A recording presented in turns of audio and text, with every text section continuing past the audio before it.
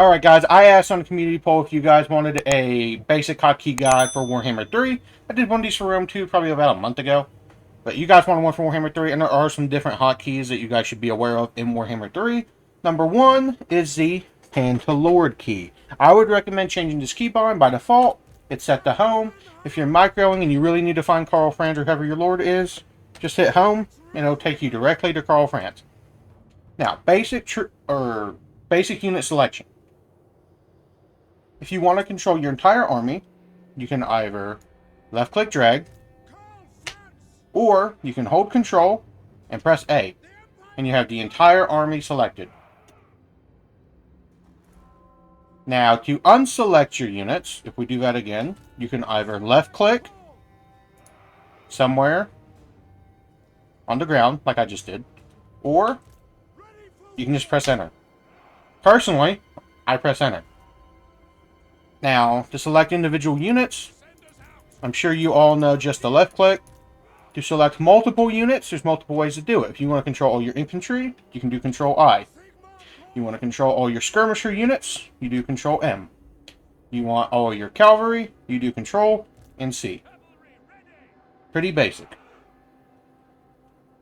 Now, if you want to select multiple units of the same type, you select it, hold Control, and double-click a unit you don't have selected, and it'll select everything. So, again, I want to select all my swordsmen. Left-click one, hold Control, double-click the one next to it on the unit bar, or the unit itself, and you will select all your swordsmen. Same with the halberdiers, same with the handgunners, same with the Empire Knights. Now, another way to select units, you left-click, and you can hold Control, and you can select multiple units. Pretty basic. When you're selecting your units, there's multiple places you can click to select them. With lords like Karl Franz, you can click his profile picture. Profile picture, whatever that is, his icon. You can click the health bars of the units. And you can click the banners, the unit themselves, or on the unit card down here. Pretty simple, not a whole lot to go over there.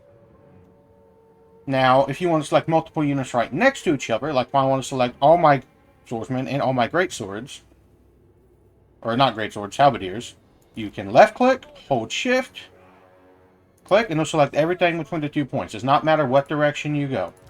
It'll select everything. You can also do it by selecting the physical units themselves, and they'll all be selected. That's left-click and hold Shift. Now, how do we move our armies or units? Oh, the simple answer is just right-click. Your unit will move wherever you click, for the most part, and you won't have any issues. Now, what if you want to change how they're facing? Well, you right-click and drag while you select them. They'll face wherever you want. If you notice, all the entities are represented by arrows. The arrow pointing is where they're facing. So if you want your unit to face the army, which in 99% of the cases you're going to want to, you want them facing like this. Or you want them facing like this over here on the right. Not like this. Do it like this, they're going to get shot in the back, they're going to get charged in the back, they're going to die. Put them like this, they're going to face the enemy and be better in combat. Now, how do you move in a formation? There's a couple ways to do it. If we want to have our army stay in this formation and move in it, you can select them all by Control A, or you can do the left-click drag. For simplicity, and for time, I'm doing Control A. You can also do the Alt drag. They will stay in this formation, and they will march in this formation. They will not break it. Keep in mind, some units move faster than others, like the cavalry will move faster than the infantry, especially heavy infantry. So keep in mind that the cavalry will get to their position before the rest of your army, so keep in mind with movement speed, they're all not going to reach the same place at the same time. And now, if you don't want to alt drag, and you're doing it, and you want to get off of this, right click. That's all you got to do. If you want to change how you're facing, if you do the right click and you drag, it's not going to work, because right click will unselect it. So how do you do it? Hold Control, and it'll change how they face. Pretty basic. Now, there is another way to do it, and that's by selecting a control group. Now, it is specifically a locked control group. If I do just a control group by selecting the units and pressing G, and I click, they're not going to stay in their formation.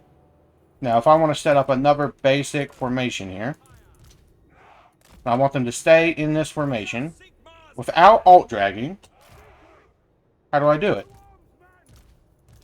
Well, you got to do a locked control group, which is not just by pressing G. G is the one we just did, and they don't stay in formation.